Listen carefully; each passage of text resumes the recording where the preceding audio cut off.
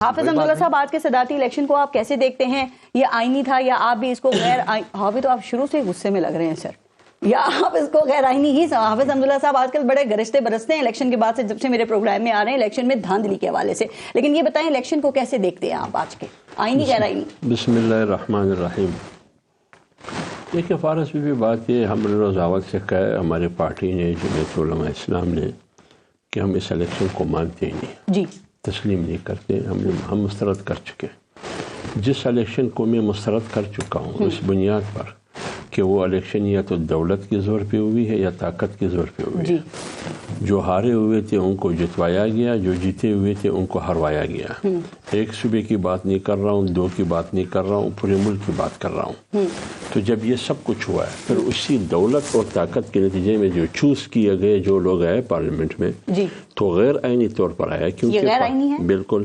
جو پارلیمنٹ جس انتخابات کو میں مسترد کر چکا ہوں اور اس انتخابات کے نتیجے میں جو دولت اور طاقت کے نتیجے میں وجود پایا ہو، اس کو میں کیسے آئینی کہوں؟ آئینی پارلیمنٹ وہ ہے جو عوام کی ووٹوں کے نتیجے میں آئے۔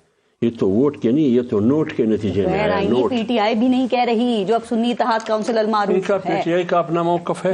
دائی صاحب غیر آئینی صدر؟ میں پابند نہیں ہوں اس کا کہ میرا موقف وہ ہو جو پی ایم ایل این کا ہے۔ میں پابند نہیں ہوں اس بات کا کہ پی ٹی آئی کا جو موقف ہے وہ میرا ہو، نہ وہ میرے پابند ہے۔ غیر آئینی بڑی اسٹیٹمنٹ ہے عبداللہ صاحب۔ بالکل غیر آئینی ہے، بالکل۔ آج کا انتخابات بھی غیر آئینی ہے، یہ پارلیمنٹ بھی غیر آئینی ہے۔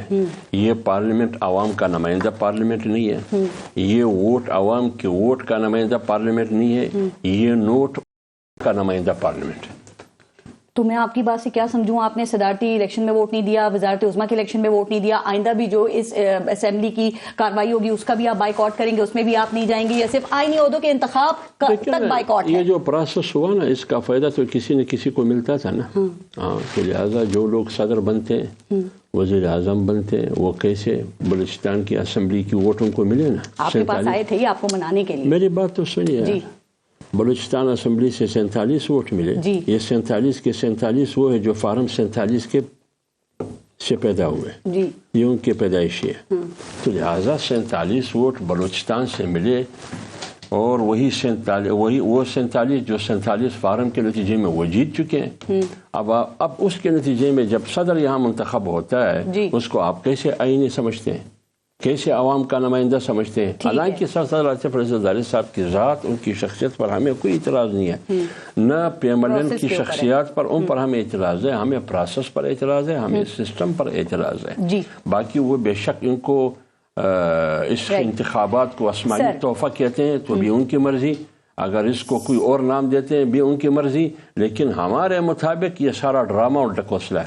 اچھا سر، آپ نے مجھے اندازہ ہے کہ الیکشن میں آپ کہتے ہیں دھاندلی ہوئی اور آپ کو اس کے اوپر شدید غصہ ہے، اور یہ جائز بھی ہے۔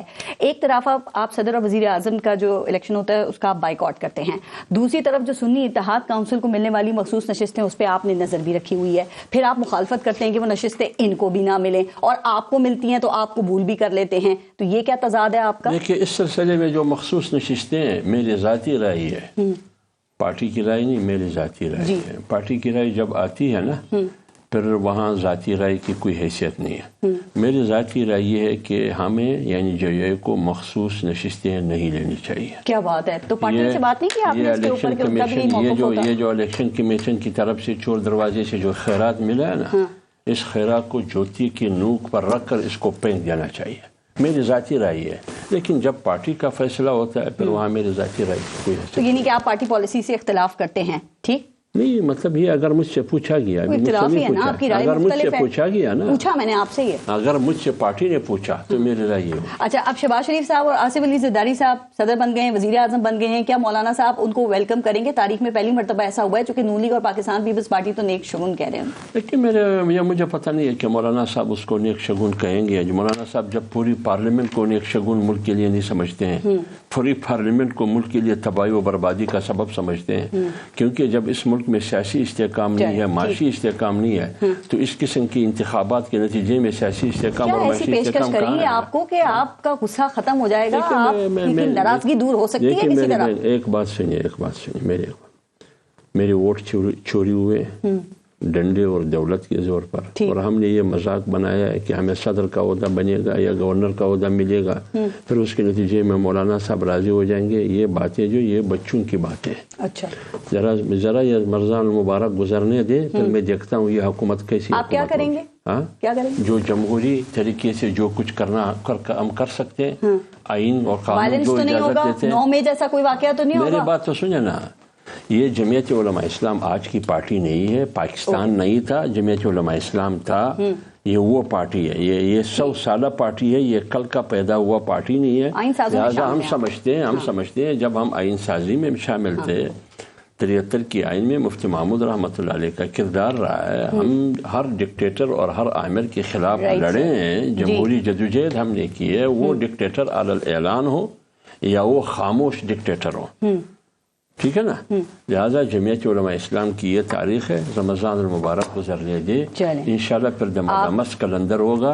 زندہ آباد اور مرد آباد ہوگی. پاکستان کو آگے لے جانے کی بات کریں، یہاں دمدمس کلندر ہی نہیں ختم ہوتا. مطلب 5 سال بلال کیانی صاحب یہی فیس کرنا ہے. آپ کے خیال میں یہ جو الیکشن ہوا، آپ بھی کہہ رہی تھی، میں بھی کہہ رہا تھا، پورا ملک کہہ رہا تھا کہ بھائی صاف اور شفاف الیکشن ہو تو سیاسی استحکام. تو کہاں ہے صاف اور شفاف الیکشن؟ پہلی دفعہ پاکستان میں ایک پارٹی مجھے بتایا جو وہ شورٹی اور گارنٹی کے ساتھ، یقین کے ساتھ کہہ سکتی ہے کہ یہاں الیکشن صاف اور شفاف ہوا ہے. پی ایم ایل این کو اعتراض ہے، اسی پنجاب میں اعتراض ہے. پی ایم ایل این کو میاں جاوید لطیف سے پوچھیے کہ الیکشن میں دھاندلی ہوئی ہے یا نہیں ہوئی ہے. خواجہ سعد رفیق سے پوچھیے کہ ہوئی ہے یا نہیں ہوئی ہے. خرم دستگیر کہتے ہیں کہ ہوئی ہے یا نہیں ہوئی ہے. آپ جا کے سندھ میں ایم کیو ایم سے پوچھیے کہ حکومت کی پارٹ ہے، وہ کہتے ہیں کہ دھاندلی ہوئی ہے. اور پیپلز پارٹی سندھ کی کہہ رہی ہے کہ کراچی میں دھاندلی ہوئی. وہ کون سی پارٹی ہے جو کہتے ہیں کہ دھاندلی نہیں ہوئی ہے؟ پھر آپ اس الیکشن کو کیسے صاف اور شفاف الیکشن کہہ سکتے ہیں؟